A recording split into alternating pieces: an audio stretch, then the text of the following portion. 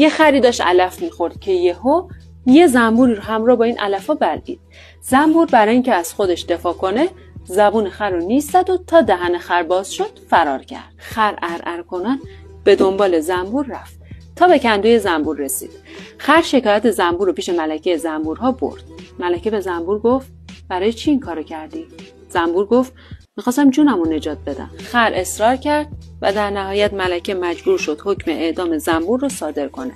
زنبور گفت آیا حکم اعدام برای من عادلانه است؟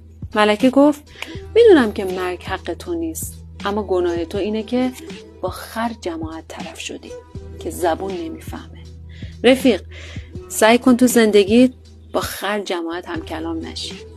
خر نه تنها به نشان جلو افسار خر است، تن خر در کت و شلوار رود باز خر است. 2 مثقال خریت